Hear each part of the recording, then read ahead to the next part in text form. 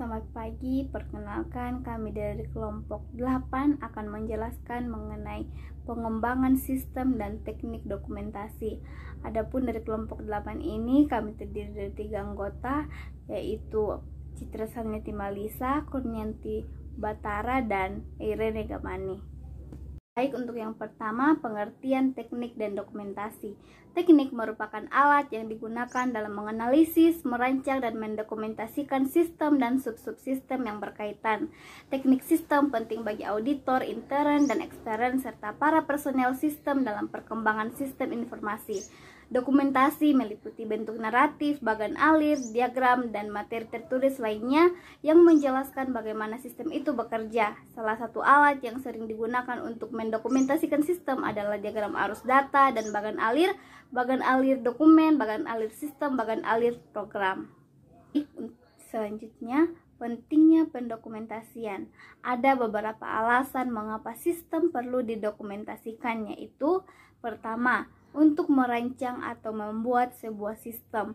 Dokumentasi sistem berguna sebagai media diskusi dan komunikasi antar perancang, analis, maupun programmer. Yang kedua, dokumentasi juga berguna untuk mengevaluasi kelemahan dan keunggulan sebuah sistem maupun pengendalian dalam sebuah sistem. Yang ketiga, dokumentasi sistem juga berguna bagi mereka yang sedang mempelajari prosedur dalam sebuah perusahaan. Penggunaan teknik sistem. Dalam penggunaan teknik sistem terbagi menjadi dua, yaitu yang pertama penggunaan teknik-teknik sistem dalam auditing, dan yang kedua adalah penggunaan teknik sistem dalam pengembangan sistem. Baik, di sini saya akan menjelaskan mengenai penggunaan teknik sistem. Dalam penggunaan teknik sistem terbagi menjadi dua, yaitu yang pertama ada penggunaan teknik-teknik sistem dalam auditing, dan yang kedua adalah penggunaan teknik sistem dalam pengembangan sistem. Dalam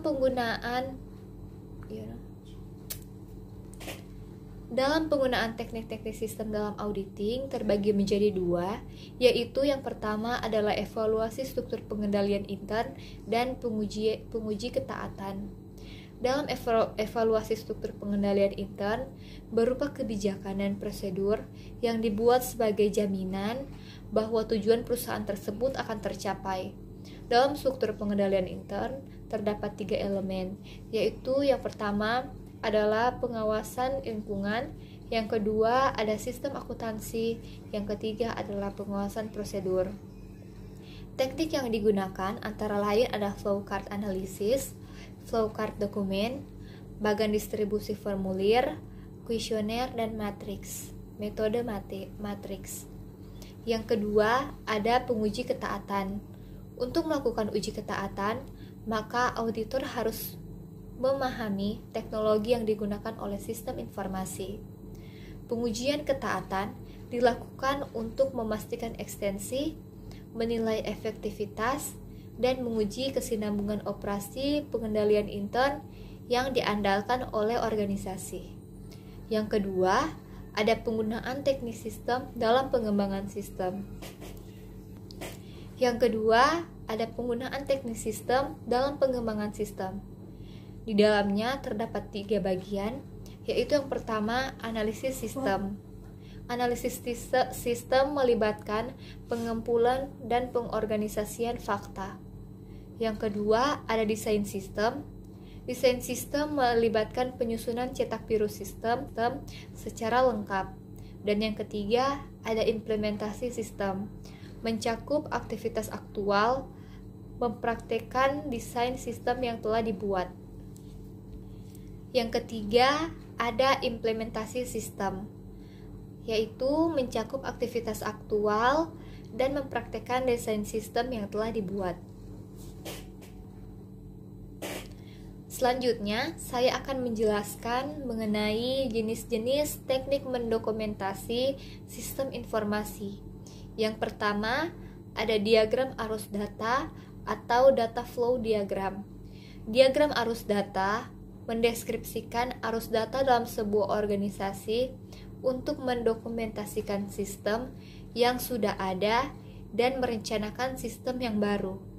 Di dalam diagram arus data terdapat 4 elemen, yaitu yang pertama ada sumber dan tujuan data, yang kedua ada arus data, yang ketiga ada proses transformasi, dan yang keempat ada penyimpanan data. Yang berikut yaitu tabel simbol diagram arus data. Yang pertama, sumber dan tujuan data yang diberikan simbol berbentuk seperti persegi panjang. Orang dan organisasi yang mengirim data dan menerima data dari sistem yang diwakili oleh persegi panjang. Tujuan data juga disebut sebagai data sinks. Yang kedua yaitu arus data yang diberikan simbol yang berbentuk garis lurus dengan panah. Pada simbol ini, arus data ke dalam dan atau keluar proses disajikan oleh garis lengkung atau garis lurus dengan panah. Yang ketiga, proses transformasi yang diberikan simbol yang berbentuk seperti lingkaran. Pada simbol ini, proses yang mentransformasikan data dari input ke output diwakili oleh lingkaran. Seringkali disebut juga sebagai gelembung. Yang terakhir, penyimpanan data yang diberikan simbol 2 garis horizontal. Pada simbol ini, penyimpanan data diwakili oleh 2 garis horizontal. Berikutnya yang kedua, bagan alir atau flowchart. Bagan air adalah teknik analisis bergambar yang digunakan untuk menjelaskan beberapa aspek dari sistem informasi secara jelas, singkat, dan logis. Bagan air mencatat proses bisnis dilakukan dan cara dokumen mengalir melalui organisasi. Jenis-jenis bagan alir yaitu yang pertama, bagan alir dokumen, yang kedua, bagan alir sistem, yang ketiga, bagan alir program, yang keempat, bagan alir konfigurasi komputer, dan yang terakhir, bagan alir struktur. Yang berikut ada simbol bagan alir. Yang pertama, simbol input atau output. Gambar pertama yaitu dokumen, yaitu sebuah dokumen atau laporan. Dokumen dapat dibuat dengan tangan atau dicetak oleh komputer. Gambar kedua, dokumen rangkap, yaitu digambarkan dengan menumpuk simbol dokumen dan pencetakan nomor dokumen di bagian depan dokumentasi pada bagian kiri atas. Gambar ketiga, input atau output atau jurnal atau buku besar, yaitu digunakan untuk menggambarkan berbagai media input dan output dalam sebuah bagan alir program. Gambar yang keempat yaitu output elektronik, yaitu informasi ditampilkan oleh alat output online seperti terminal CRT atau monitor komputer PC.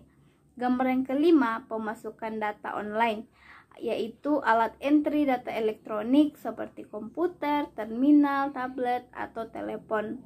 Gambar yang keenam, alat input dan output elektronik, yaitu entry data elektronik dan simbol output digunakan bersama untuk menunjukkan alat yang digunakan untuk keduanya.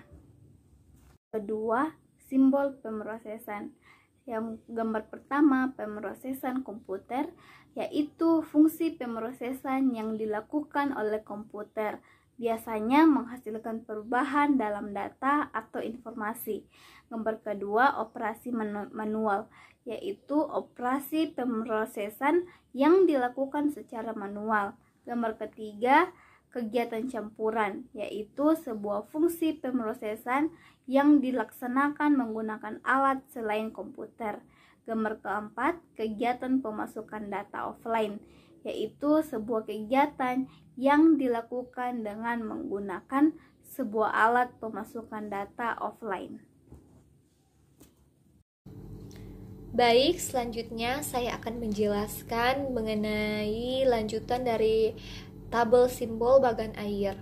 Seperti yang telah dilihat di gambar di atas, di sini adalah tabel simbol penyimpanan, yaitu dengan gambar simbol pertama, simbol database, yaitu data yang disimpan secara elektronik di dalam database. Yang kedua ada simbol pita magnetis, yaitu data yang disimpan dalam pita magnetis, pita yang merupakan media penyimpanan backup yang populer. Yang ketiga ada penyimpanan online, yaitu data yang disimpan sementara dalam file online dalam sebuah media direct access seperti disket. Yang keempat ada file dokumen kertas.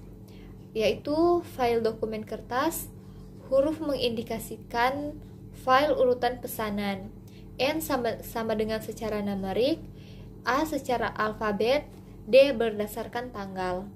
Selanjutnya simbol arus dan lain-lain. Yaitu yang pertama ada arus dokumen dan pemrosesan, yaitu mengarahkan arus pemrosesan atau dokumen. Arus normal ke bawah dan ke kanan. Selanjutnya ada hubungan komunikasi, yaitu transmisi data dari suatu lokasi geografis ke lokasi lainnya via garis komunikasi.